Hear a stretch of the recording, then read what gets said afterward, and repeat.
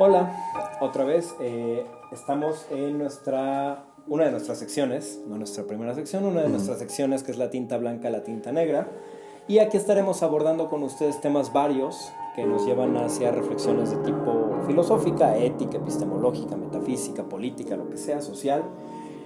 Pero son estos temas varios y este sería el primer capítulo de esta primera temporada que estamos entablando con ustedes. Y para comenzar esta sección nos gustaría plantear el tema de la tauromaquia.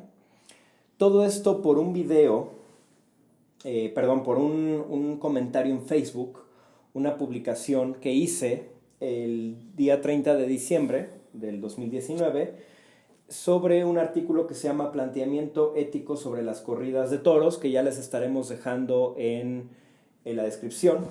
Ustedes tendrán acceso a este artículo, pero no es... El artículo es el que da pretexto a todo.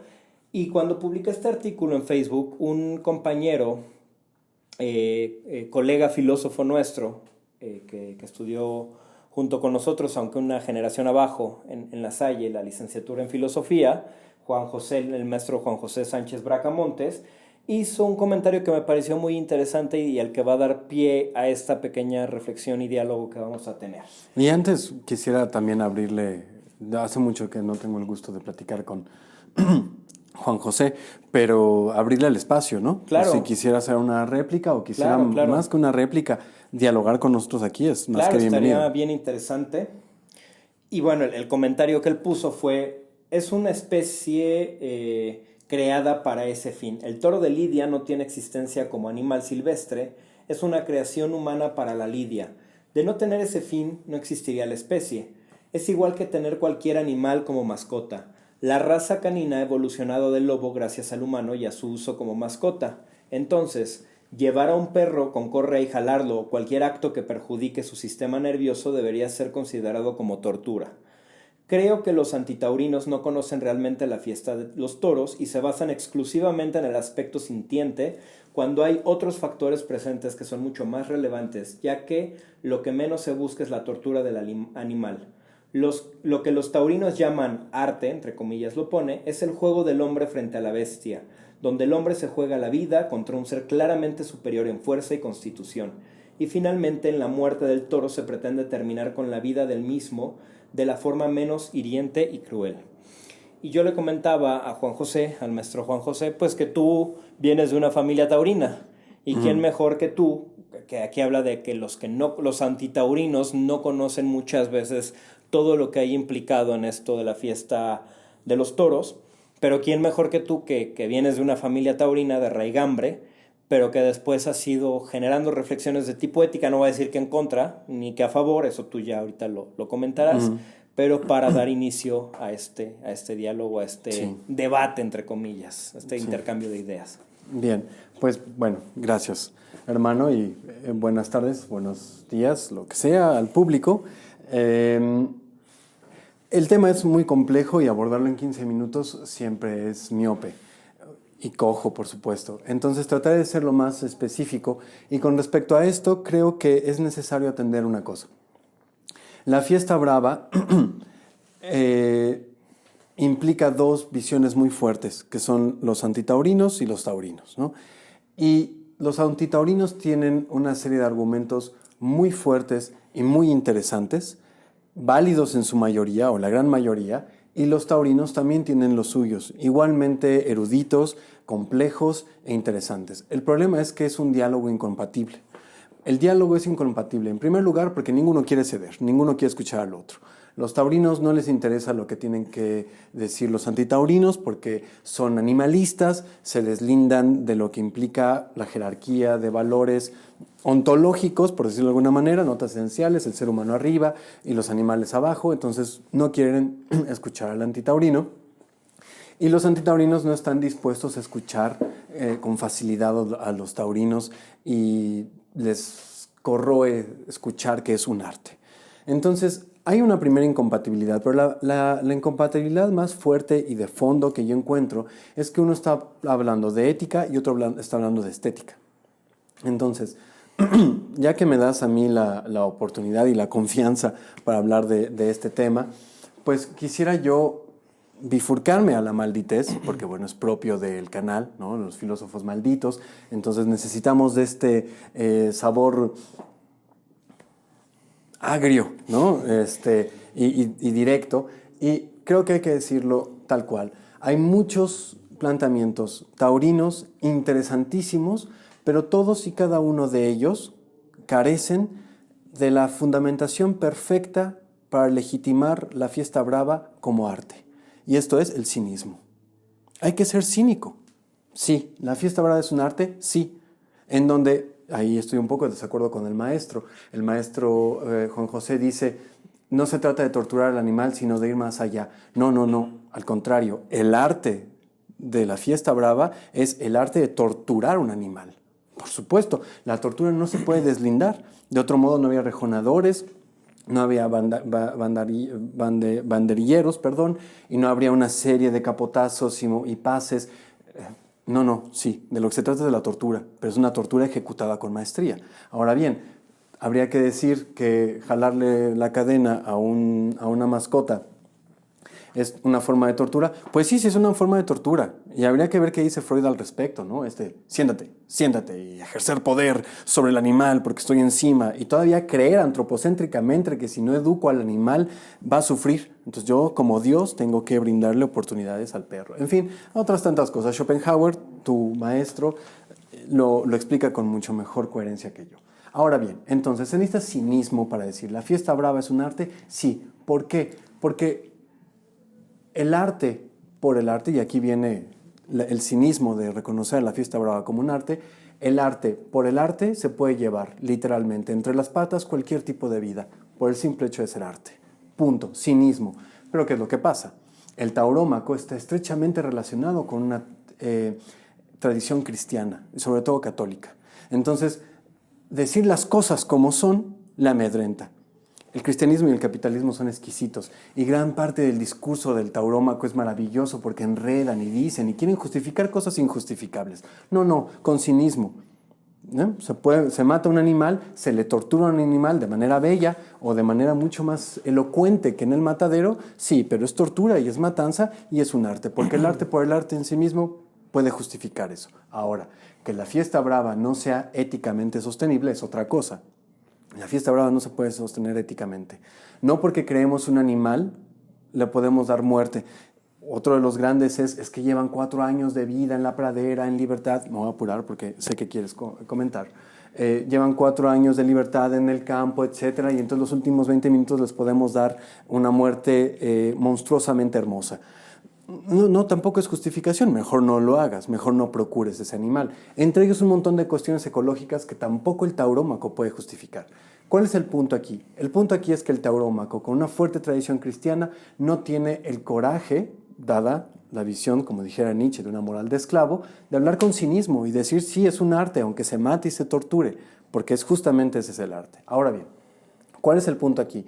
El punto aquí es que son éticamente insostenibles la fiesta brava porque un animal como el toro de Lidia, creado para ese fin, no tiene razón de ser en tanto estamos hablando de un animal con un complejo sistema nervioso central y entonces está en juego el dolor de un animal, porque efectivamente son 20 minutos de sufrimiento.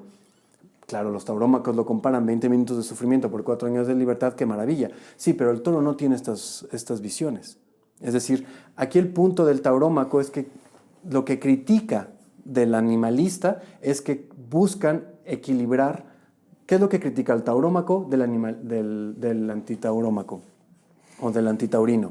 Que los antitaurinos elevan a la categoría de humano al animal. Ajá. Entonces, en el momento en el que lo quieren igualar, se viene abajo el planteamiento. ¿Qué es lo que hace el taurómaco? Exactamente lo mismo. En el momento en el que deposita conceptos, abstracciones estéticas y morales en el animal, como decir que se humilla y entonces lo honro en el momento del capote y cuando lo trabajo con lentitud y entonces yo exalto la figura del toro. Todas estas categorías, el toro no tiene ni la más remota idea de lo que está pasando.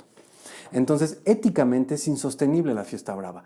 por donde se le busque. Porque justo lo que critica el taurómaco es lo que termina haciendo.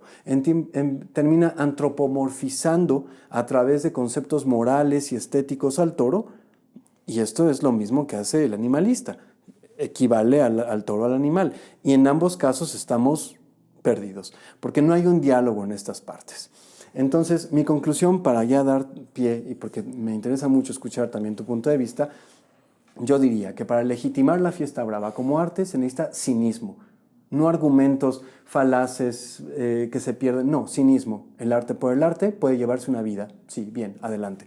Para el caso, vean una terrible película que se llama Serbian Film, ¿no? En donde el asesinato de un individuo es visto por el director como un arte, porque lo mata de manera estética. Bueno, pues sí, se necesita cinismo para decir eso. Entonces, punto. Segundo, ¿es éticamente insostenible? Sí, a todas luces. Perdón, hermano, nada más te dejé 5 minutos. No, muy bien. Creo que lo que dices de inicio es un planteamiento muy interesante. Si vamos a justificarlo, tiene que ser desde el cinismo. De otra manera va a ser muy difícil.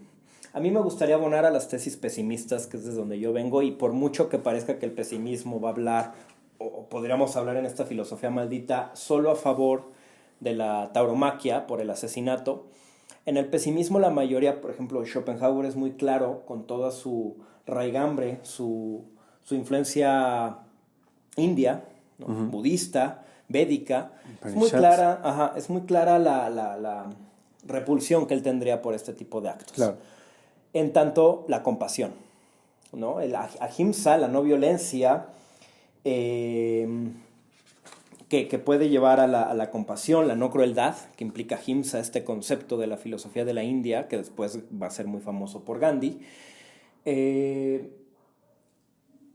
Pero esta categoría clave de compasión, compadecer a otro, el sufrimiento de otro, y decía el maestro Juan José Sánchez Bracamontes, es que lo sintiente, es que a mí me parece que lo sintiente es clave aquí, o sea, tampoco lo podemos dejar de lado. Pero bueno, más allá de esto, y que también la compasión ha sido vista no solo por la filosofía oriental o de la India, sino por David Hume, por Darwin y por otros, ¿no? Ya venía inserto ese concepto también en la filosofía occidental. Es muy interesante lo que dices en el aspecto del judeocristianismo. A mí me parece que es curioso ver cómo la tauromaquia, la fiesta taurina, está enclavada y encontró su mayor éxito y difusión en culturas judeocristianas. Claro. Aunque en sus orígenes pueda venir de distintos lugares, ¿no? De Creta, o incluso hay cuestiones que sí de Egipto, de aquí, de allá, se puede ir rastreando distintas culturas, incluso culturas madre que pudieron haber tenido acercamientos. El mayor éxito y su enclave, en donde enraiza más, es en el judeocristianismo. Claro. Y que tiene que ver también, por supuesto, con los cuernos y todo un simbolismo del toro, ¿no? Hacia... Sí, no, y además, incluso, y esto hay que decirlo, las primeras afrontas en contra de la fiesta brava no fueron hechas por ecologistas, ni por animalistas, ni budistas, ni jainistas, ni mucho menos. Las primeras críticas fueron hechas por católicos, sacerdotes católicos que reconocían que no valía la pena arriesgar la vida para entretener a otros. O sea, las primeras críticas fueron desde el seno de la Iglesia católica, hay que decirlo también. Sí, sí. Aunque al final terminen por encomendarse a 1000 vírgenes antes de ir a salir a torturar hermosamente a un animal. Sí, es interesante este juego que hay adentro del cristianismo y del catolicismo con la fiesta de toros. También ahí hay mucho simbolismo teológico, claro, filosófico, religioso. Por último, a mí me gustaría hacer Hace muchos años, Rafael Herrerías, quien fue uno de los grandes empresarios de todo esto, administrador de la Plaza de Toros México, muchos años, sacó una carta en donde decía que había que discutir si se debía prohibir o no, y luego dice, pero deben pasar sobre mi cadáver. Era medio contradictorio también. En fin, yo escribí le escribí una carta que se publicó por ahí en algún diario, y me gustaría traer a colación algunas de las cosas que dije, sobre todo los argumentos puntuales, que es de lo que él mismo dijo. Uno de los argumentos que usted postula para defender la tauromaquia es que genera muchas fuentes de trabajo. Y lo cito, más o menos 200,000 empleos directos más todos los indirectos. Según este argumento, algo debería ser permitido independientemente de su eticidad si genera empleo. Entonces el narcotráfico también podría sustentarse así, pues genera mucho trabajo, ¿no? Directo e indirecto. Claro, alguien va a decir que el narcotráfico es ilegal, pero eso es justo lo que estamos discutiendo aquí, si es algo que debería ser legal o ilegal, a partir de qué argumentos lo podemos sostener. Es ética la tauromaquia, aquí me gustaría citar a Schopenhauer justamente. La conmiseración con los animales está unida con la bondad de carácter, de tal manera que puede afirmarse que quien es cruel con los animales no puede ser buena persona. Una compasión por todos los seres vivos es la prueba más firme y garante de la conducta moral. Esto lo dice en un ensayo que se llama La moral. O lo mismo también podría pasar con el esclavismo, que en su tiempo generaba empleo, y no por eso hoy lo seguimos manteniendo. Alguien, como tú dices, éticamente es bien difícil de mantener. Si lo vamos a mantener, o si vamos a argumentar a favor de la tauromaquia, tiene que ser desde otro ángulo que no sea la ética. Otro argumento, segundo argumento que da es que este espectáculo genera entretenimiento, por lo que debe ser defendido. Y aquí habría que recordar el Coliseo Romano. Generaba entretenimiento y diversión, ¿no? Que resultaría ser más ético un Coliseo Romano porque son dos individuos conscientes de lo que está pasando, ¿no? Sería más ético un Coliseo Romano que un burladero. Exacto. Entonces, ¿por qué no añadimos en la Plaza México números en donde las personas se maten entre sí? Si ese es el argumento. Como dicen que hay en la Deep Web. Podría. Por si fuera poco, aquí se añade otro elemento. Por un lado, hay una constante queja hacia el gobierno dada la cantidad de violencia y muerte en los últimos años, y por otro hay quienes insisten en defender espectáculos que alcanzan su máxima expresión dando muerte. ¿No es esto algo paradójico? Y por último, en esta entrevista habla del México taurino, lo que claramente es una alusión a la tradición, que esta práctica ha tenido en la cultura mexicana, hispánica. Respondo diciendo que hay muchas tradiciones que si bien valen la pena conservarse y hasta reproducirse, hay muchas otras que no. En otros tiempos y lugares, la trata de personas, o actualmente la esclavitud. Un buen pozole hecho con cuerpos humanos. Claro. Un buen pozole. Mantener la tradición debería seguir haciéndose con cuerpos. La explotación, el machismo, la justicia. No estaría mal, ¿eh? No lo estoy criticando ni lo estoy cristianizando. O sea, un buen pozole implicaría humanos. Claro, o sea, si va a ser utilizado el argumento de la tradición, incluso el machismo ha sido una tradición. Hablando también hacia el feminismo y todo esto que ahorita está saliendo, la esclavitud, el racismo, que se han hecho costumbre en muchos lugares. Pues entonces mantengámoslo y de verdad entremos en un hombre lobo del hombre. O sea, regresemos a Hobbes, pero digamos las cosas de frente. Al menos estos argumentos, 3 argumentos fueron los que dio Rafael Herrerías. Esta última además me parece una falacia ad populum, ¿no? Una parte, el argumento a la tradición llamado, es parte de las falacias ad populum, me parece. Entonces, pues aquí algunos argumentos que han dado algunos taurinos que concuerdo contigo y lo repito, desde un punto de vista ético, híjole, me parecen insostenibles a reserva de lo que diga el maestro, que puede entrar en esta réplica con nosotros, pero desde otros ángulos estéticos y desde un cinismo estético, llamémoslo así, pues le podemos entrar con todo. Sí. Para finalizar o para concluir mi participación, pido de antemano una disculpa al auditorio y a ti, porque no recuerdo el nombre del filósofo que voy a citar a continuación, pero será puesto en la caja de comentarios. Y este filósofo francés, muy elocuente, dice, entre líneas, que prácticamente la única manera de legitimar éticamente la fiesta brava es que el torero ponga en peligro su vida. Es decir, que tanto el toro como el torero estén en igualdad de condiciones mortales. Esa sería la única justificación, o cercana a la gran justificación, máxima justificación de la fiesta brava éticamente hablando. Que el torero y el toro estén en igualdad de condiciones mortales en el momento de la faena. Como ahora decía Masoyama Sensei, me parece que es Masoyama, uno de los grandes maestros de las artes marciales, me parece que el karate, que se ponía a combatir con toros, pero cuerpo a cuerpo, ¿no? Claro, y aquí habría que ver que el picador, entre otras elementos estéticos de la fiesta brava, no implica esta igualdad, ¿no? Es claro. Entonces, pues bueno, es un tema muy complejo. podemos seguir quizá en otro video dialogando. Quedamos a espera de Sí, la si posible viniera el réplica maestro Juan José sería maravilloso también. de Juan José. Y les agradecemos a ustedes, por supuesto, también esperamos sus reflexiones. Muchísimas gracias. Ole.